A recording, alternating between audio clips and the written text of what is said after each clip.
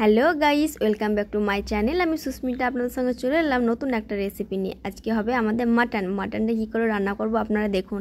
আমি সব কিছু মশলাগুলোকে গরম করে নিচ্ছি যেন বাটা হয় ভালো করে। দেখুন কড়াইয়ে ভালো করে গরম করে নিয়েছি। এরপরে আমি শিলনোড়াতে বেটে নেব। তারপরে ওই গরম কড়াইয়ের মধ্যে আমি একটু তেল দিয়ে দিয়েছি, অল্প একটু তেল নিয়েছি, কারণ অল্প তেলে আলুগুলো ভাজলে আলুটা পুরো ভেতর থেকে ভাজা হয়, কিন্তু গরম তেলে ভাজলে আলুগুলো ওপরটা পুড়ে যাবে কিন্তু ভেতরটা কাঁচা হয়ে থাকবে। দেখুন আমি আস্তে আস্তে আলুগুলোকে আমি ভেজে নিচ্ছি, যতক্ষণ না লাল লাল করে ভাজানো হচ্ছে ততক্ষণ আমি ভাজতেই থাকবো। তখন আমার ভাজা কমপ্লিট হয়ে গেছে, আমি আলুগুলোকে তুলে নিয়েছি। এই গরম তেলের মধ্যে আমি এরপরে শুকনো লঙ্কা ফোড়ন দিয়ে দেবো, কারণ শুকনো লঙ্কাটা দিলে ভালো লাগে খেতে। এরপরে আমি পেঁয়াজ দিব। পেঁয়াজটা যতক্ষণ না বাদামি বাদামি হয়ে কালার হয়ে যাচ্ছে, ভাজা যতক্ষণ না হচ্ছে ততক্ষণ আমি কিন্তু ভাজতেই থাকবো, কারণ পেঁয়াজটা বেশি না ভাজলে না কেমনই একটা গন্ধ ছাড়ে।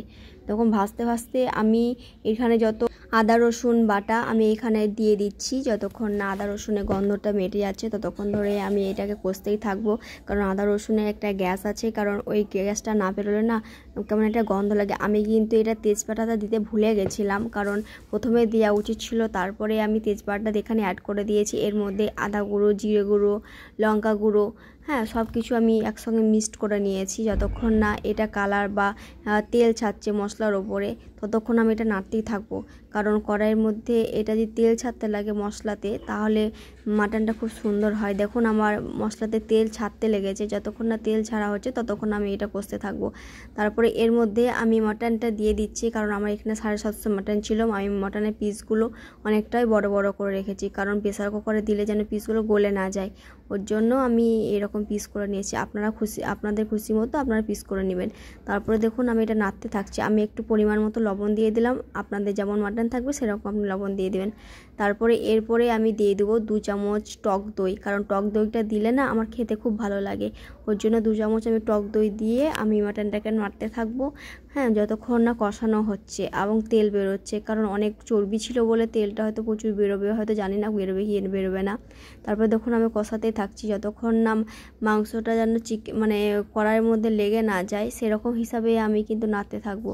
নাড়তে নাড়তে যখন দেখবো যে না মশলার কোনো গন্ধ ছাড়ছে না বা আমার মাটনটা কষানো হয়ে গেছে, ততক্ষণ আমি প্রেসার কুকারে দেবো না, যতক্ষণ না আমার মাটনটা হয়ে আসছে।